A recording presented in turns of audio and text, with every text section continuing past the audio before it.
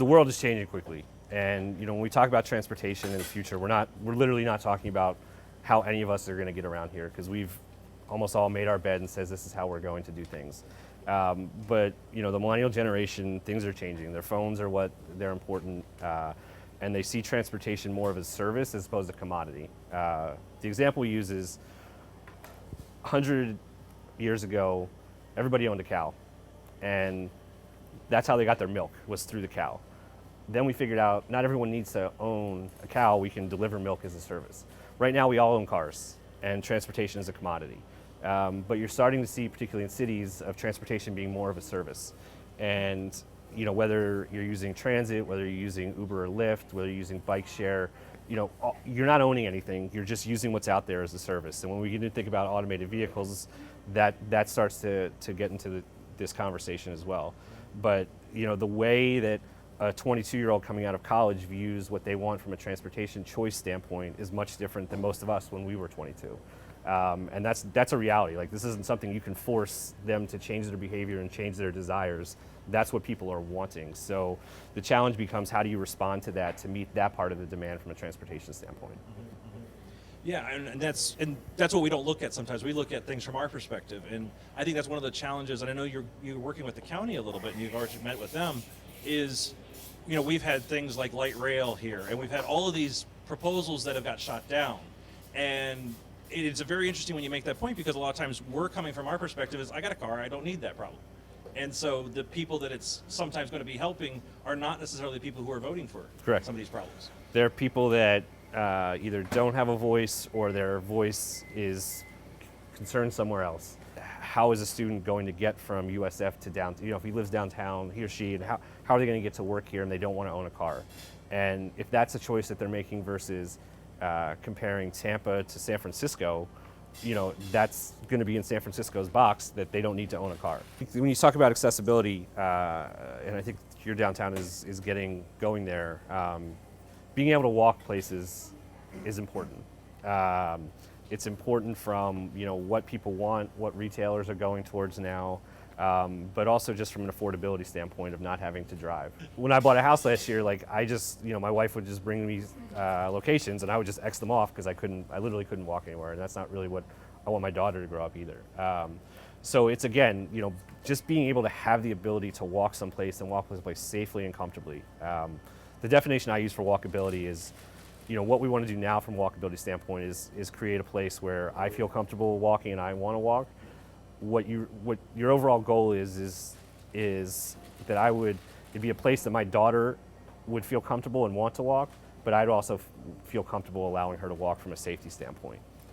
And actually, I think we were talking a little bit, even Hillsborough County, I think, has that. What was the pedestrian initiative for zero patient fatalities? Vision Zero. So Vision Zero is something that's been quickly adopted by a number of cities in the U.S. It's an initiative started in Europe, basically to say that zero fatalities is what needs to be a goal. That just being able to say we want to reduce fatalities by 20% is basically saying that we're okay with X number of fatalities. And really being to elevate safety versus operations in a conversation. And it's much different, again, because when we begin to think of our own perspective of just getting from A to B from a mobility standpoint, and how does safety change that? So, safety means making it easier to cross the street with less lanes, more signal time, more protection, slower speeds. Or even safe to drive on the street without someone running in front of your car. Exactly. If you're driving 50 miles an hour versus 20 miles an hour, you're much less likely to have a crash at 20 miles an hour because you simply have more time to react. It's a tight grid, there's signals, you just can't get up to the speeds.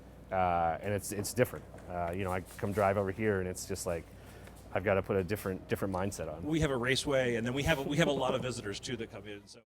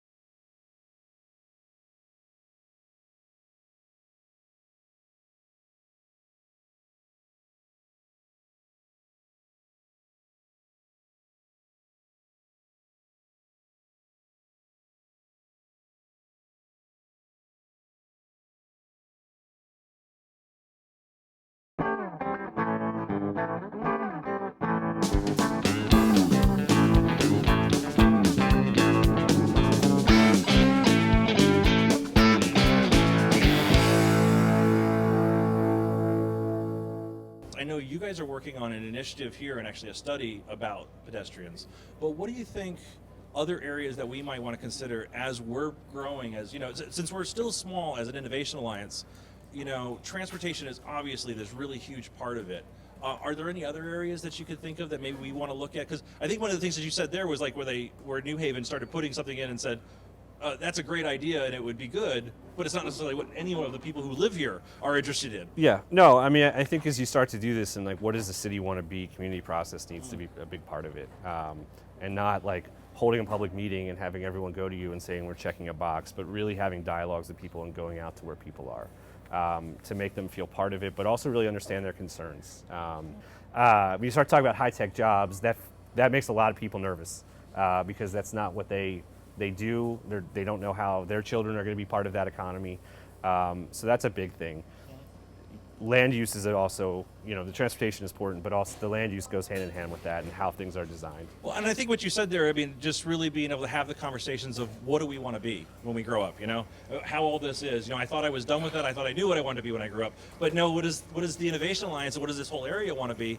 And I think that's really one of the reasons why we have these tech coffees, is because these tech coffees give us a chance to really have interaction. So it's not just about me and you talking, it's about kind of everyone here kind of having a conversation. So Keystone Partners don't necessarily represent all of the people in the Alliance. Yeah. We have a lot of poverty here. We have a lot of people who walk because they have to.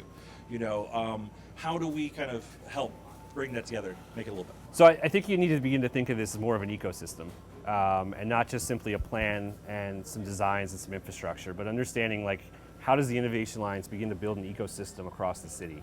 How does it begin to change high school programs for some of these areas? How does it begin to provide training, not just to the 40-year-old, but the 16-year-old who's not looking to go to college, but possibly wants to be part of the manufacturing sector? So, that's the mindset of this, and it's a different mindset that we've ever really had before. It's not just simply we're going to build it, jobs will come, people will have those jobs because we know it. This is a different type of economy, and being able to build that ecosystem and build more than just simply hard infrastructure, but the soft infrastructure as well across the city. And whether it's school and whether it's government regulations and all those things they all have to work towards one. And that's part of the planning effort comes up with ideas obviously, but beginning to say how do those ideas trickle and percolate, and what's the impact on a lower income resident's ability to get to a job? What is it on their children's education and all those types of things. So that's kind of thinking like 4, 5, 6, 7 steps down the road when you begin to do a planning effort like that. But that's what it needs to be, a focus on implementation. It can't just be simply a focus on the ideas of like what we're going to build and that. I mean, that's the fun stuff to think about, but it's not the stuff that matters to a lot of people's day-to-day lives. Moffett was having a discussion about moving its employees from both campus to another, a potential new campus. And we were with Busch Gardens, who was talking about the fact that after they get people in the park, their buses and trams tend to sit most of the day. And so they were actually having the first conversation that I was aware of, well, maybe Moffett can then start using their tram and bus system in the day while Busch Gardens isn't using it. So we're seeing a little glimpse of this, but we're going to have to probably do things very differently than other innovation districts in that component. Yeah, because it's not like, because there's so many things, but they're so spread out, it's not like you have those everyday touches where you're seeing people like at something like this or just running into them. You're really going to need to, this is a city building exercise almost, Right. But beyond an exercise obviously, but because this all has to be coordinated as one to work together. But at the same time, being able to figure out how you best use resources, like you just said, so that you're not spending overlap and you've got some buses sitting over here that could be used, but that user has no idea that there's another need for them. Right. There was an article in the Times from Mr. Trigo recently, and he actually has been involved here. And in it, it wasn't specifically about this district, but he noted that the state of Florida is not the highest ranking state in terms of innovation. And when I read it first, I was a little bit alarmed. Then I thought, well, so what? And so the question is for you, is based on your knowledge of Florida, what can a district do like this to be more innovative, build up the district despite being in a state that maybe is not all that supportive? a lot of the things that you guys are talking about is a different world. But at the same time, you hope that you begin to build support from leadership and along governments and saying, this is what the city needs to do to compete. And it's a different mindset, and I was in Atlanta yesterday sort of having the same conversation that you're not competing against Atlanta and Charlotte and New Orleans. You're competing against San Francisco, New York, Toronto, and London, for people. That is a really hard thing for people that have just, had economic development, and you're fighting over a retailer going for the Tampa or the county, or going from Tampa or Orlando that they have one here, versus saying, we've got a really smart kid at USF and he's got offers here and here. We want to keep him here. There are all these things that come into play, but just changing the mindset of who you're competing against is the biggest. Is basically the mantra that needs to be just beaten and beaten and beaten into a drum. So basically you're saying that the state being not interested in innovation is irrelevant. We need to really change the mindset of the area. I think and you make need sure the state on board from a funding standpoint. So if you're saying we need a $1 billion infrastructure project to connect downtown to USF, the state's going to need to be a partner in that and understanding why. Companies are coming where people are, not where the best tax advantage is. I mean, so GE was debating between Chicago and Boston. Chicago was going to give them great tax breaks, but they ended up in Boston because I think Boston it's closer where they are. But at the same time, Boston has a lot of smart people right there for them, and that's a decision that wasn't really part of a company's 10 years ago. And there was a time, and I don't know if it was like the 70s or whatever, where Boeing and a bunch of other things were happening and cutting back. And there was a big sign that said, last person out of Seattle, please turn off the lights. And here, this many years later, they're in a very different spot. So balancing all of these things, and I don't think it was someone's major planning at a policy level within state or local governments that made that happen. Mm-hmm. I think there were a lot of other things that had to happen.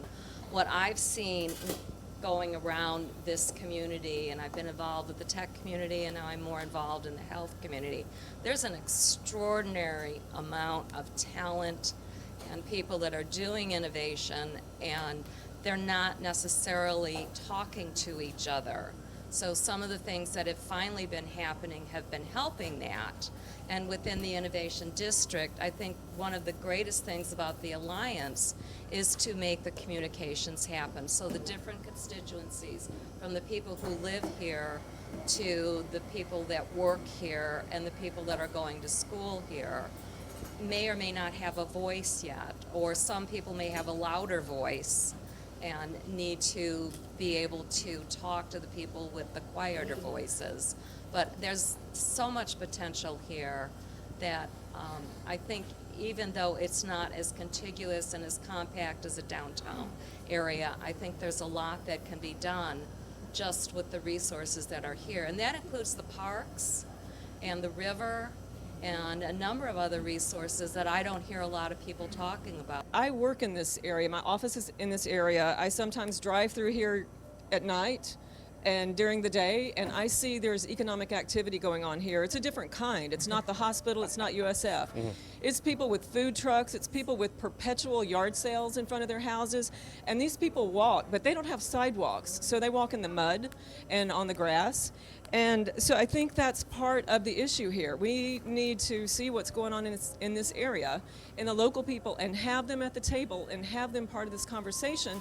And I think that's an important component of innovating this area and bringing it up. The person who's working 16 hours in the evening, is walking through no sidewalks, taking 3 buses to their job and not hearing that type of thing.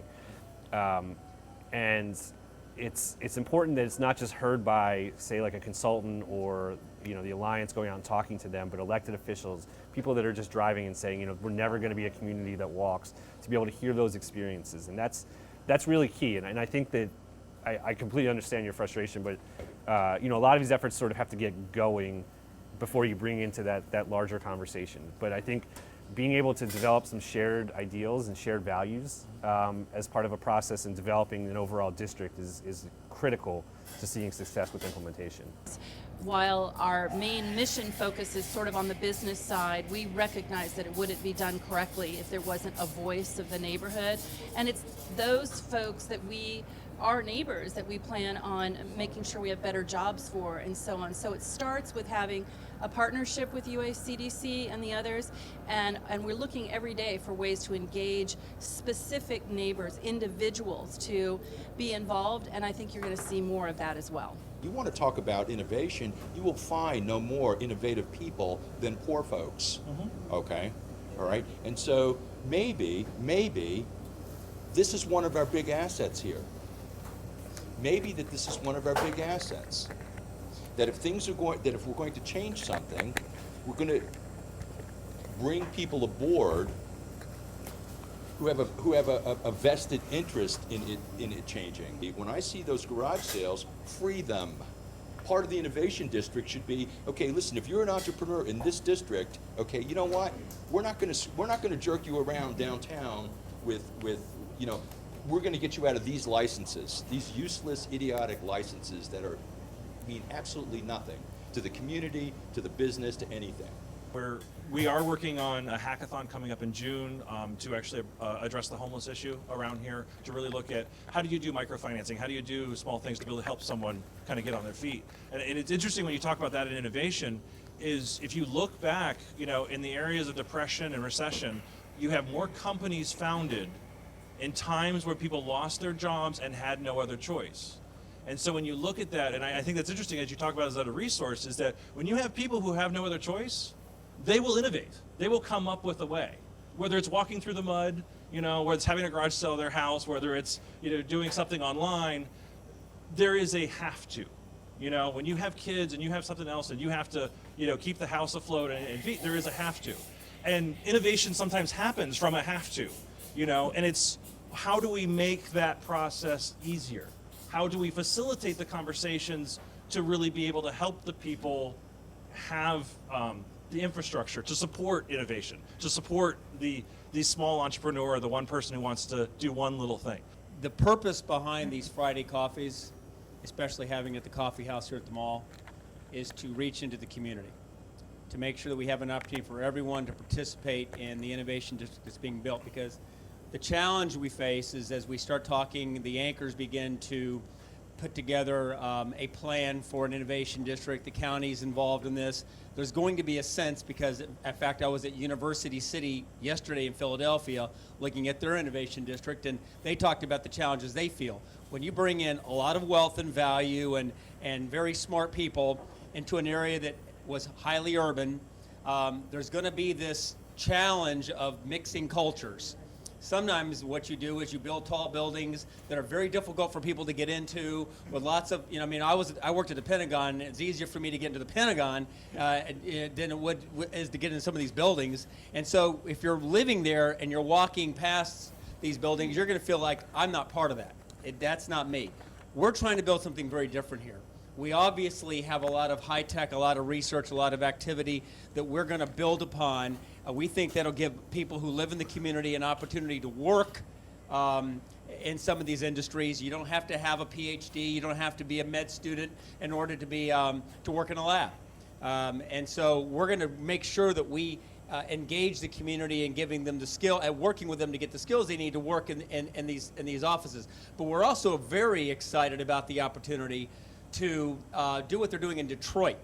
We've seen some of the maker spaces and places where some of the most amazing people who live in the community, all they needed was some resources. They needed some equipment. You know, they needed maybe a little bit of capital, some mentoring, but you know, they had an idea that would turn into something amazing, and they're doing it. If they can do it in Detroit, we can do it here. So our objective is along Bush and Fowler and Fletcher and North 42nd Street and you know, and 131st, finding ways to bring the community into this innovation conversation while at the same time engaging some of the brightest minds in the world. And that's why we're so glad to have Sam Schwartz Engineering coming to talk with us about how we can make the streets safer for pedestrians, for those who like to ride a bike, I mean, it's crazy that the state of Florida, and this is my frustration with this is my home state, but I never understood how a state with so much sunshine, you know, that should be extolling the virtues of going out and walking and riding and biking, abandon the whole thing to sprawl and to, you know, to the automobile. We just gave up.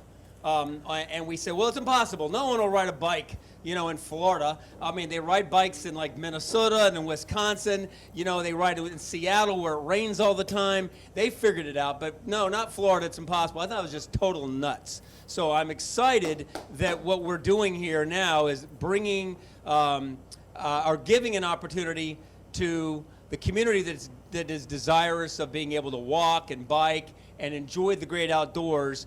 But to do it, we need engineering. TampaInnovation.com.